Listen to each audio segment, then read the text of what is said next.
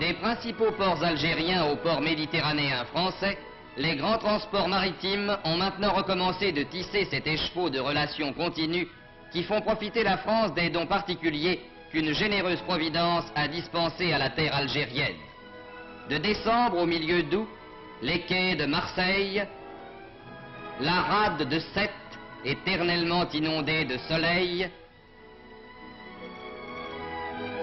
les bassins de Port-Vendre voient arriver les puissantes unités de cette véritable escadre commerciale qui apporte en France, et de là souvent plus loin, d'énormes quantités de fruits et de légumes frais.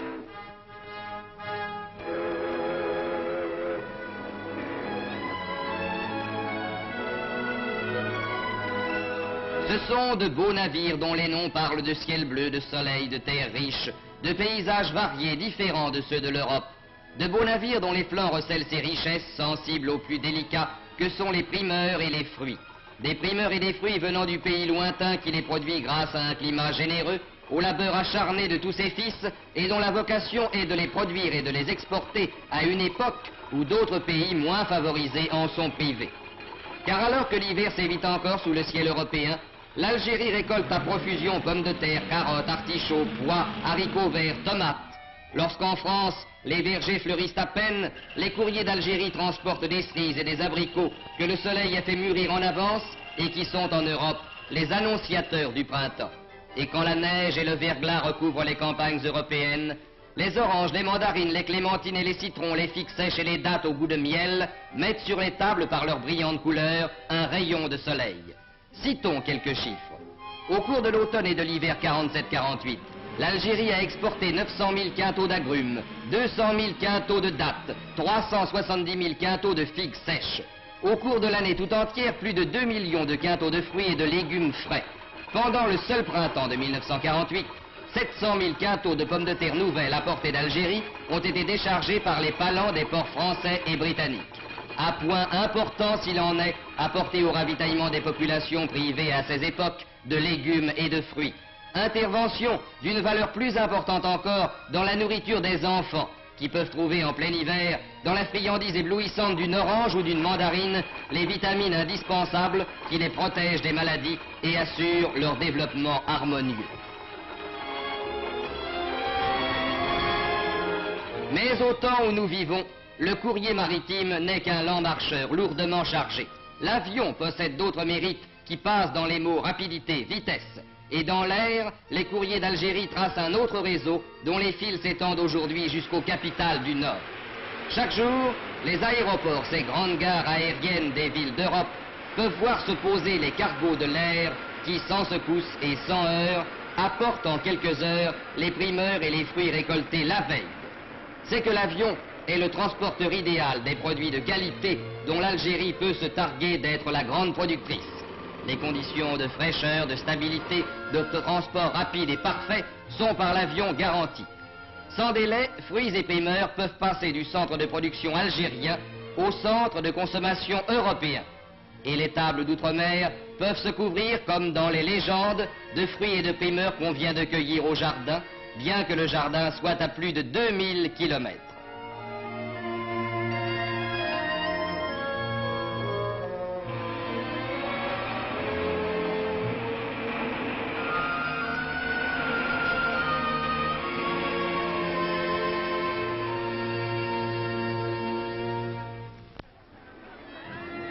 Les Halles, qu'un auteur célèbre a si pittoresquement nommé le ventre de Paris, ont vu nécessairement une part de leur activité s'orienter vers les produits d'Algérie. Paris mange beaucoup et Paris aime bien manger. C'est pourquoi on y voit apparaître l'apport, chaque année plus important, des vergers et des cultures algériennes.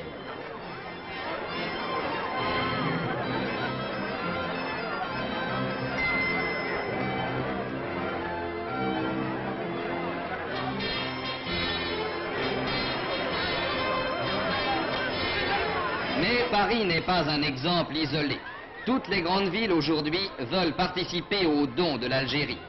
À l'ombre de Notre-Dame de la Garde, Marseille connaît sur ses marchés les produits algériens dont les pittoresques peseurs jurés, à l'aide de ces balances romaines dont l'antique fossé garde le culte, vont d'éventaire en éventaire certifier le poids.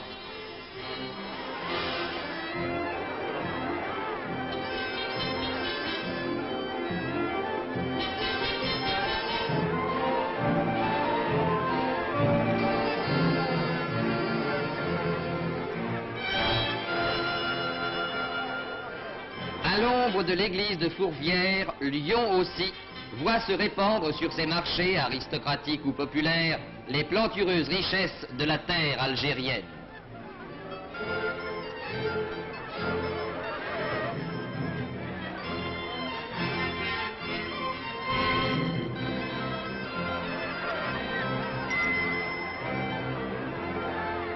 Et partout maintenant, les vitrines des magasins de qualité se font honneur de présenter à leur clientèle ces produits choisis, dont la sélection certifie ou confirme la qualité et dans la production desquels l'Algérie tient la première place.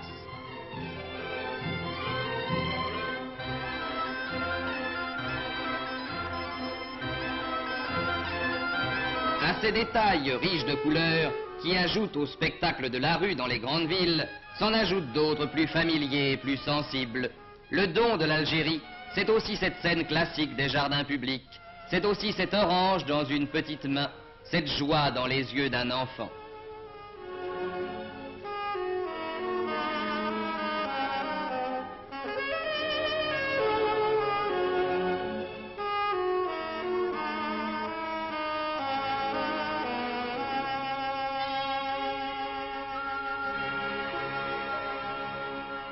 C'est que tout a changé sur cette terre où voici moins de 100 ans des marécages s'étendaient un peu partout, couvrant des milliers d'hectares de terrain, faisant régner en permanence le paludisme et les épidémies génératrices d'une effrayante mortalité, qu'on songe en effet que la mort fauchait régulièrement de 30 à 40% de la population européenne.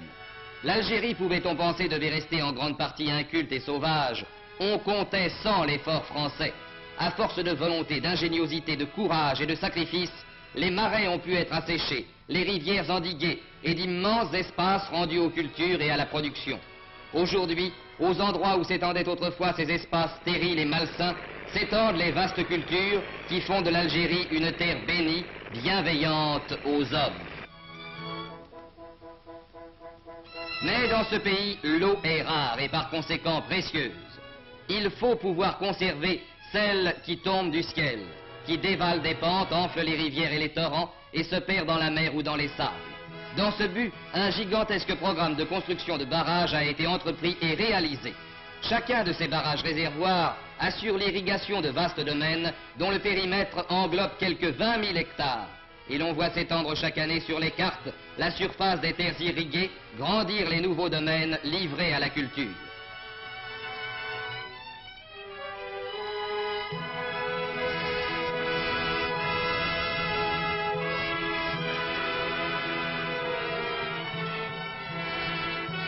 Derrière les constructions cyclopéennes de cet ensemble considérable, dont le modernisme et l'importance confèrent à l'Algérie l'une des premières places dans le domaine de l'équipement hydraulique, l'eau des torrents peut s'accumuler pendant la saison des pluies pour être réservée et employée à bon escient au temps de la sécheresse. Un système étendu de conduites de toute taille, allant du large canal à la simple rigole d'irrigation, s'étend et se diversifie dans le périmètre d'action du barrage pour assurer la fertilité des terres. Ainsi, dans ces plaines fertiles, dans ces vignes immenses, l'Algérie recueille-t-elle aujourd'hui les fruits des efforts prodigieux de tous ses fils, venus de la métropole ou nés dans ce pays, qui communient dans le labeur fécond et l'activité créatrice. Mais à côté de ces immenses domaines, voués à des productions de base, l'Algérie devait bientôt s'apercevoir que son sol lui assurait d'autres gages de succès. Sa fertilité et les particularités du climat lui promettaient d'autres destins que ceux d'une Beauce ou d'un Languedoc, terre vouée aux cultures industrielles du blé ou de la vigne. L'Algérie, elle, pouvait se diriger vers la qualité. Et la vendange n'est pas seulement ici la cueillette brutale des grains destinés au pressoir, mais le ramassage plus délicat des chasselas qui peuvent rivaliser avec ceux des treilles les plus célèbres.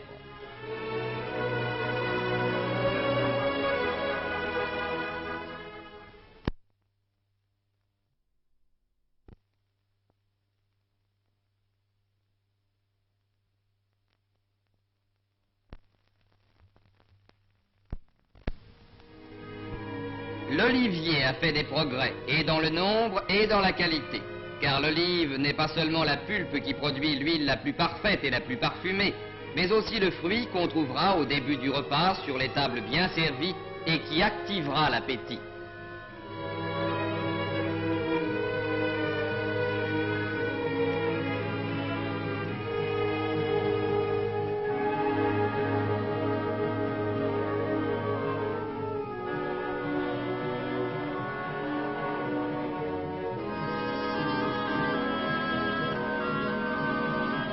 les orangeraies médiocres d'autrefois ont fait place à de magnifiques vergers régulièrement plantés et particulièrement soignés. Et l'heure de la cueillette de ces fruits d'or, qui ressemblent à ceux dont parle la légende des Hespérides, est un spectacle bien fait pour évoquer les terres bénies, où l'abondance et la beauté se confondent dans le décor de lumineux jardins.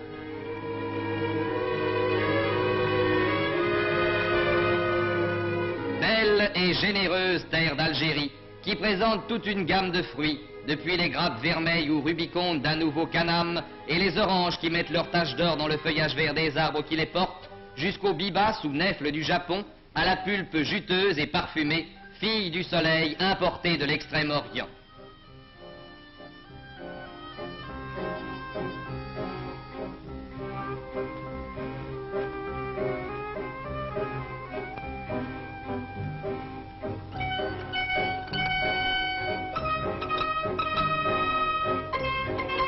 Belle et généreuse terre d'Algérie, qui offre sur les routes du sud ces étonnantes palmeraies, symphonies d'ombre et de lumière, surgies comme par miracle des sables brûlés du désert. Comme les colonnes d'un temple gigantesque aux innombrables nefs, les dattiers lancent vers le ciel leurs troncs hiératiques et semblent offrir au soleil, en témoignage de reconnaissance, pour la vie ardente qu'il leur donne, les régimes de fruits sucrés qu'ils portent, dont l'abondance fait la richesse et la joie des populations. Qui goûte aux dattes, sans sourdre en lui impétueux et tenace, le désir de connaître les oasis ensoleillées qui retentissent sans fin du murmure de l'eau fraîche courant dans les séguias. Belle et généreuse terre d'Algérie, qui offre au sortir de l'hiver les cerises écarlates des étés d'Europe.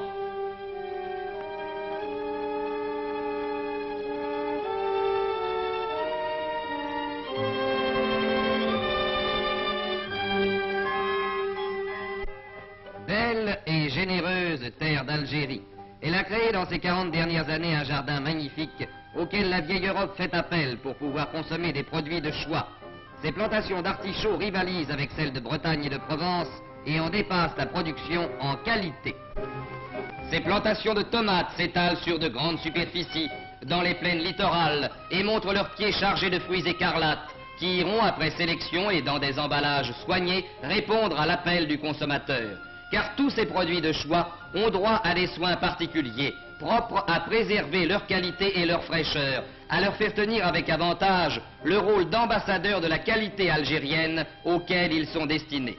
C'est pourquoi, et de plus en plus, s'est instauré en Algérie un vaste effort de sélection, de conditionnement et de présentation destiné à entourer de toutes les garanties désirables les produits qui doivent faire son renom et servir sa prospérité.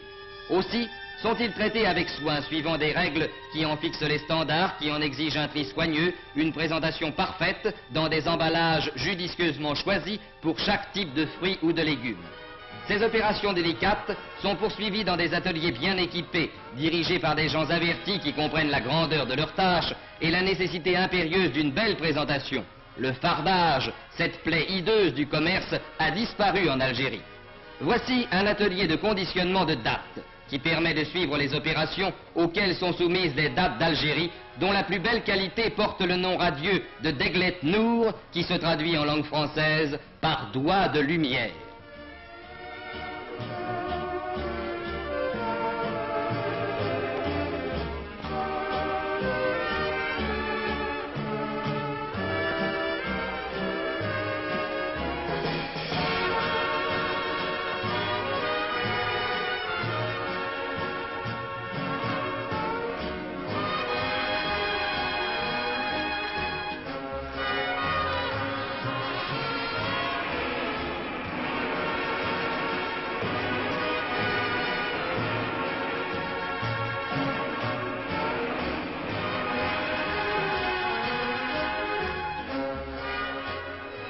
Voici pareillement des ateliers où sont traités les oranges, les mandarines, les clémentines, lavées, séchées, brossées, calibrées mécaniquement, triées et emballées avec soin dans des caisses ou des cajots. Ces fruits merveilleux qui font la joie des petits et des grands arrivent sur les marchés d'outre-Méditerranée dans un état de fraîcheur remarquable.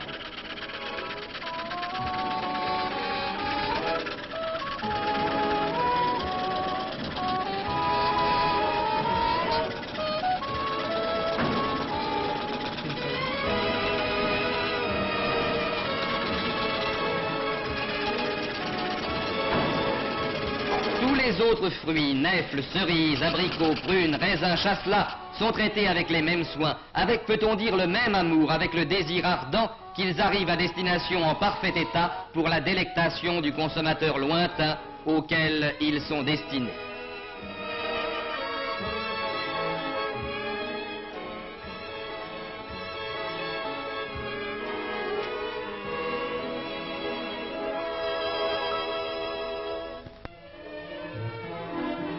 Mais la politique de qualité inaugurée il y a quelques 20 ans et poursuivie depuis sans relâche a besoin d'être protégée afin que l'Algérie conserve le renom qu'elle a su acquérir et demeure le pays de la qualité, le pays avec lequel les affaires sont faciles et saines, les transactions loyales, les relations durables.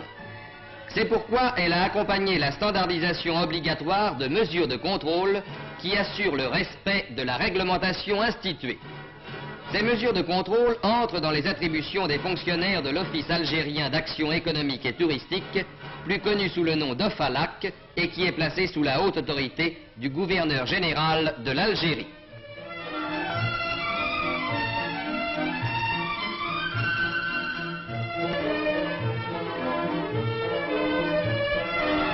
Dans chaque port algérien, de Nemours à Beaune, des contrôleurs de l'OFALAC vérifient la qualité, le conditionnement, la présentation des produits présentés à l'expédition et n'accordent l'autorisation de sortie qu'à ceux qui répondent rigoureusement aux standards établis. Et c'est pourquoi, grâce à l'ampleur et à la sévérité de ces mesures, à la mise en pratique d'une réglementation stricte, l'Algérie, après avoir amélioré hautement sa production, continue chaque jour à développer la place qu'elle a prise dans l'exportation des produits de qualité. C'est pourquoi, qui consomme les fruits et les légumes d'Algérie qui partent chaque semaine par milliers de quintaux pour traverser la mer, ne peut discuter la valeur de l'aliment de choix qui lui est proposé. C'est pourquoi chaque consommateur a l'assurance d'acquérir un produit dont la qualité, la présentation, l'emballage ont été rigoureusement contrôlés.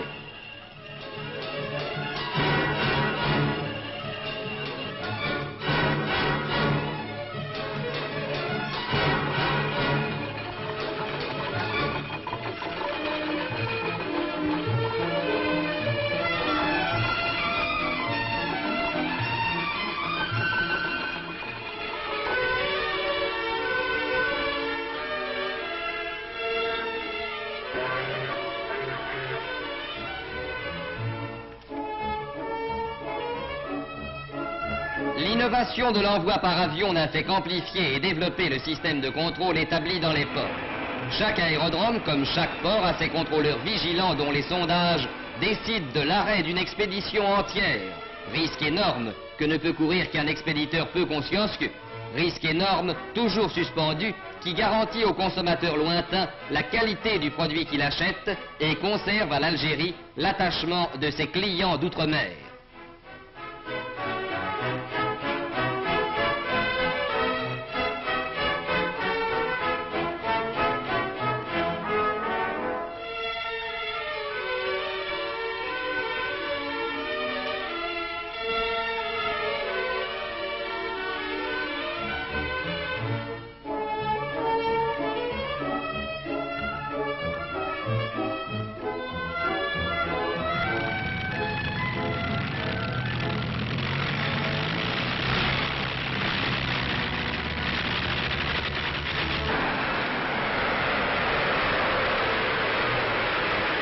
Ainsi, l'Algérie s'est-elle, dans la grande bataille économique, acquis des possibilités nouvelles d'expansion et de succès en jouant avec maîtrise la carte de la qualité. Et le plus bel éloge qu'elle convoite est celui qui se traduirait devant un beau fruit par une phrase toute simple et qui viendrait inconsciemment aux lèvres, une petite phrase toute simple qui serait « c'est un produit d'Algérie ». Cette petite phrase est en train de s'imposer parce que par la volonté et les efforts de tous ses fils, l'Algérie est vraiment devenue le pays de la qualité.